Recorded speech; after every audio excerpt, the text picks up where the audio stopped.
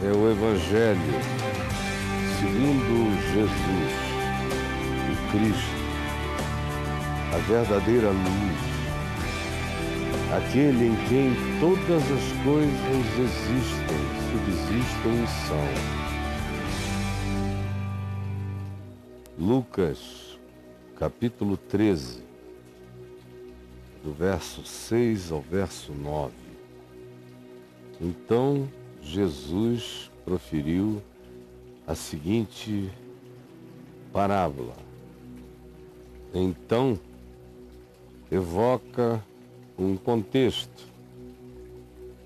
O contexto eram pessoas anônimas aqui na descrição e na narrativa do Evangelho e que trouxeram a Jesus duas notícias muito trágicas. A primeira era a respeito dos galileus cujo sangue Pilatos, que viria depois a julgar a Jesus, misturara com os sacrifícios que esses galileus realizavam na Galiléia, o que era proibido pelos judeus, e provavelmente Pilatos, politicamente para agradar a religiosidade judaica que tinha capital no Templo de Jerusalém, onde se podia sacrificar e fora dali nenhum tipo de sacrifício de animais se deveria fazer, segundo determinavam os rabinos. Pilatos deve ter, em razão da busca de fazer média política, matado a esses galileus que tinham sacrificado. Então eles vieram e disseram isso a Jesus. Mas Jesus lhes disse: vocês estão pensando que esses galileus eram mais pecadores do que todos os outros galileus por eles terem morrido desse jeito, por terem sido publicamente vitimados, por terem sido eliminados numa decisão e numa banalidade política? Vocês pensam que a tragédia visível aos olhos determina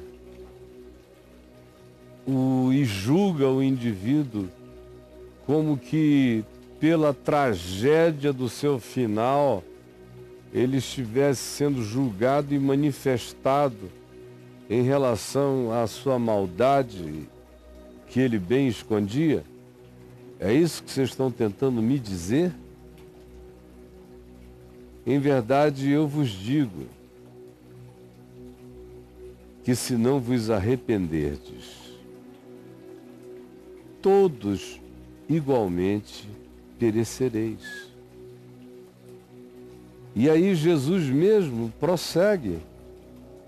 Já que eles trouxeram essa lógica para o debate, essa teologia moral de causa e efeito, os bons, os certinhos, os que não transgridem nada, são sempre coroados com todas as glórias e privados e poupados de todas as tragédias. Portanto, se alguém é objeto de uma tragédia, ele deve ter uma culpa pela qual ele está sofrendo. Essa é a questão à qual Jesus responde. Vocês estão pensando que o modo de morrer, se tiver sido trágico, é uma revelação acerca de quão má aquela pessoa seja ou qualquer outra coisa? Não. O que eu estou dizendo a você é que é o modo de viver que importa. Não é como eliminaram você, ou como mataram você, ou como você morreu, ou se um acidente o acometeu. Não. Por isso, se não vos arrependerdes, todos igualmente perecereis, porque o que importa não é o modo de morrer, e sim o modo de viver. Então ele prossegue a partir dessa lógica semeada por aqueles que vieram com esse argumento da teologia moral de causa e efeito. Ele disse: ou cuidais que aqueles, ou vocês incluem nesse pacote também aqueles 18 sobre os quais desabou a torre de Siloé e os matou? Eram mais culpados que todos os outros habitantes de Jerusalém, porque sofreram aquele tipo de desastre público? Não eram. Eu vou-lo afirmo, não eram. Não eram. Eu vou-lo afirmo, diz Jesus. E continua: mas se não vos arrependerdes, todos igualmente perecereis, independentemente do modo de morrer, se com muita dor, com pouca dor, se aos sentidos dos terceiros de modo catastrófico, ou monstruoso, ou infame, não importa. Isso não diz nada sobre ninguém. O que importa é converter a mente, o coração, o pensamento e todo dia buscar viver de um modo que indique em nós mesmos o fato de que nós somos seres em mutância, em transformação, em regeneração, porque o arrependimento, que é uma mente nova que se faz, de novos pensamentos, de novos conceitos, de novos valores, de nova base, de nova referência, isso é arrependimento, metanoia, e que é uma mente em processo de avanço, de projeção, é mudança de pensamento, é isso que importa. Porque quanto ao mais, se o modo de morrer determinasse um juízo de Deus sobre o indivíduo, o que não dizer de todos os profetas da Bíblia, que morreram mortes trágicas, sentenças, eliminados, julgados na sua geração? Ou, para não irmos longe demais, em termos bíblicos neotestamentários, o que dizer de João Batista? Jesus disse que dos nascidos de mulher ninguém foi como João. No entanto, uma bundinha tirou-lhe a cabeça, porque Herodes amou mais a bundinha do que a vida de João Batista, embora ele dissesse a todos que ele temia João porque sabia que João era um homem de Deus. Mas esse temor de João, por causa da certeza do seu vínculo com Deus, ficou dissolvido depois de alguns cálices de vinho num réveillon do palácio dele, quando a filha da sua amante, jovenzinha, bonitinha, começou a dançar e a rebolar e a fazer uma dança do ventre e a expor-se sensualmente a pedido da sua mãe, de modo que Herodes enlouqueceu de desejo e disse: eu quero ela, eu quero a tua filha. E Herodias disse: você quer a minha filha? Então me dá num prato aqui agora a cabeça de João Batista. E Herodes desesperou-se porque ele sabia quem era João Batista diante de Deus, mas o apelo da bundinha agora era mais forte do que qualquer outra coisa. Ele então ordena que tirem a cabeça de João Batista e lhe a entreguem numa bandeja de prata. Se o modo de morrer determinasse alguma coisa, João Batista não era o maior dentre os nascidos de mulher, porém o mais miserável de todos eles. Não eram, eu vou-lo afirmo, mas se não vos arrependerdes, todos igualmente perecereis. Se a gente for à morte dos apóstolos, ao modo como eles morreram, todos foram executados e João morreu de velho exilado numa ilha perdida, no mar Egeu. Todos. A tradição diz que Pedro foi crucificado de cabeça para baixo. Paulo foi decapitado em Roma. Mortos pelo capricho de Nero.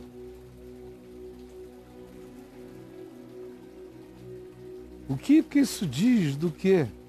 Que eles são os fracassados, julgados e amaldiçoados? Não eram, eu vou-lo afirmo. Mas, se não houver arrependimento em todos vocês, todos que não se arrependerem do mesmo modo perecerão. O que determina de fato o significado das coisas não é o modo como você morreu, o modo como você viveu, não é o modo como você morre, é o modo como você vive, não é o modo como eles morreram, mas é o modo como eles viveram. Aí se diz aqui, que é de fato de onde eu começo, Lucas 13, de 6 a 9. Se diz assim, então, e esse então evoca, chama esse contexto todo para continuidade do pensamento, do raciocínio. A última coisa que Jesus tinha dito é, se não vos arrependerdes, todos igualmente perecereis. Então, porque disse isso, então, Jesus proferiu a seguinte parábola. Portanto, essa parábola tem a ver com o que Jesus acabou de dizer. Certo homem tinha uma figueira plantada na sua vinha,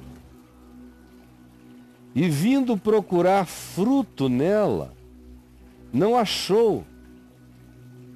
Pelo que disse ao viticultor, ao cuidador da vinha, há 3 anos venho procurar fruto nesta minha figueira e não acho. Pode cortá-la.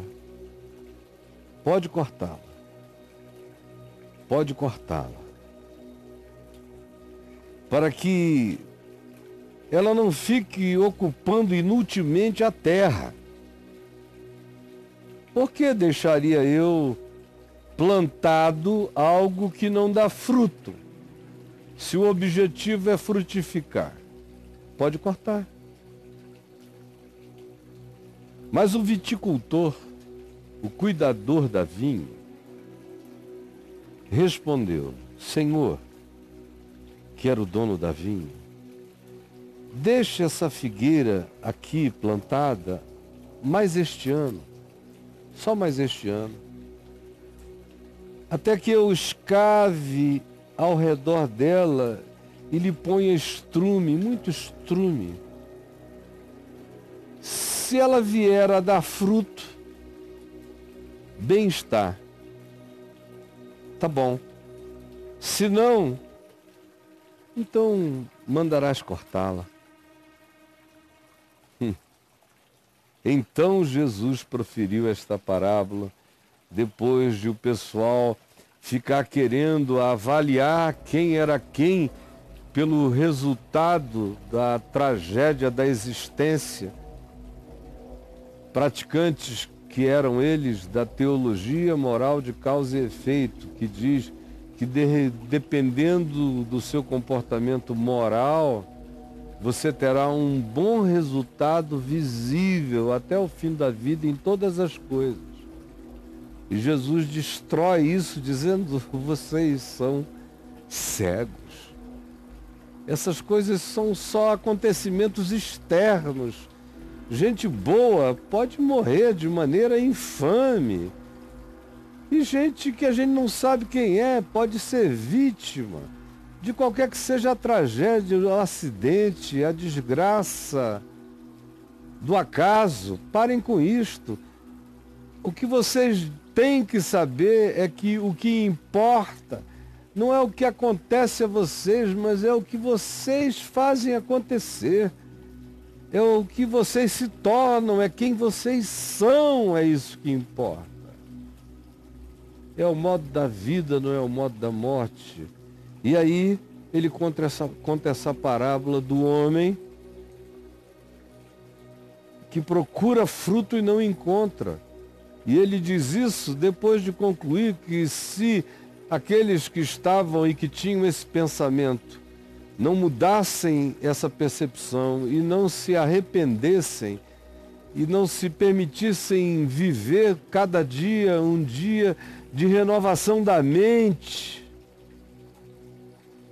com um olhar limpo, dando o fruto do arrependimento, que é uma vida com uma mente que se renova e que melhora todo dia e que é frutuosa. Se não for assim, o indivíduo entra no tempo do escrutínio.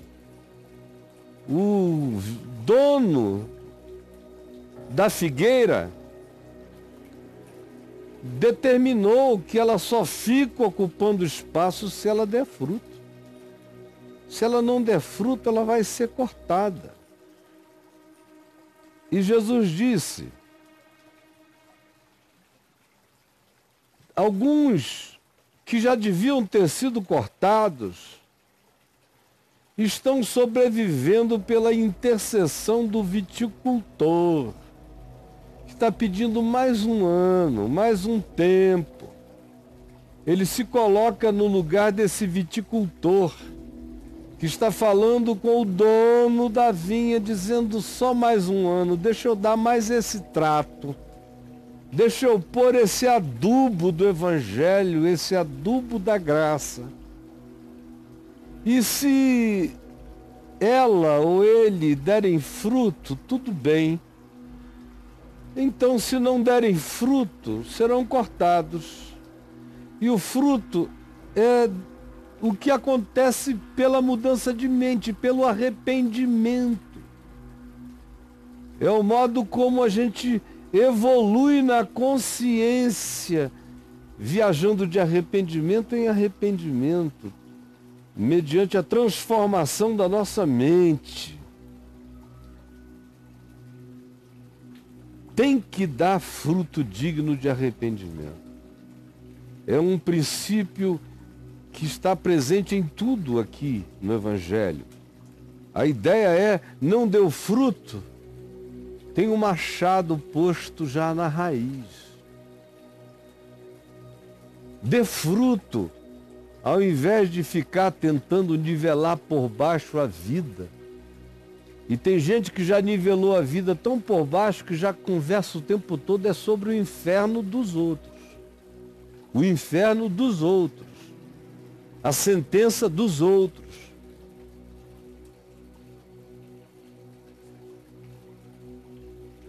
É um perigo. Agora preste atenção num detalhe. É interessante que esse verso 6, só para a gente terminar aqui, diz que certo homem tinha uma figueira plantada na sua vinha. Uma figueira plantada numa vinha, onde só tem parreiras, onde só se tem o fruto da uva, o fruto da vinha. Ali havia uma figueira. A figueira é uma árvore boa, mas ela tem uma determinada recorrência aqui nos evangelhos, Mateus, Marcos e Lucas. Ela aparece aqui sempre num contexto que se vincula àquilo que tem a aparência de ser, mas não é. Como a figueira lá ao lado do poço de Siloé, ou no caminho de Betfagé para Jerusalém, que Jesus olha e vê que ela está cheia de folhas e ele estava com fome. E a figueira é como uma jabuticabeira, por exemplo, ela dá fruto, independentemente da folhagem dela estar tão vigorosa assim ou não. Vão brotando os frutos. São quase umas verrugas doces que vão saindo do talo ou até do caule. De modo que a primeira coisa que aparece na figueira, quando ela começa a renovar-se para um novo período, é que o fruto vem primeiro, depois é que vem as folhas. E aquela figueira, num tempo que não era de figos, estava vestida de folhas de tal maneira que pressupunha que dentro dela tinha que haver muito figo. E aquela figueira ficou ali, naquele contexto, associada a Israel, que era cheia de folhas, de religião, de aparência, que primava para que a vida não acontecesse sob a aparência do mal, e que julgava aqueles que eram eliminados pela lei ou por qualquer outra forma de eliminação, julgavam essas pessoas amaldiçoadas, não importante quem elas fossem. Por isso é que esse assunto chegou aqui. Esse é o pensamento de Jerusalém, é o pensamento da religião, é o pensamento da fachada, é o pensamento da folhagem, é o pensamento da aparência. E aqui encontramos uma figueira plantada numa vinha. Uma figueira plantada numa vinha. A figueira é boa, mas a gente não a vê precisando de um campo de figueiras, como a gente tem a vinha, que é um sítio de terra ou uma área cheia de videiras. A videira se presta para um processo natural de industrialização, o que faz com que a vinha seja algo que se possa colher tudo proximamente, um fruto do outro, uma uva da outra, um cacho do outro, para que se possa moer tudo ali, iniciar-se o processo do fabrico do vinho. Mas a figueira não, a figueira pode estar espalhada, as pessoas vão pegando. E naqueles dias não havia um mercado de venda de frutos de figueira. De modo que isso planta a figueira num ambiente que não era o dela. Assim como Jesus está dizendo, não se plantem num lugar que não é de vocês e não plantem os outros num chão de juízo que vocês não conhecem. Porque a única coisa importante é que pelos seus frutos os conhecereis. Pelos seus frutos os conhecereis. Se conhece a árvore pelo fruto. A árvore que dá bom fruto é a árvore viva, do bem. A árvore que não dá bom fruto é a árvore que tem a natureza estragada. Por isso, vejam o fruto bom. E a árvore vai ser compreendida, ela é boa. Vejam o fruto mau. E a árvore vai ser discernida, ela é má. E não adianta se disfarçar de figueira estéril no meio da vinha frutífera, como tem muita gente que busca fazer, esconde o fato de que não frutifica para a vida, não frutifica o fruto do amor, da justiça, da verdade, da compaixão, da lealdade, da fidelidade, da mansidão, da longanimidade, da bondade, do domínio próprio. Não dão o fruto da vida e se escondem nas vinhas. Tem muita figueira sem fruto escondida nas vinhas, se disfarçando.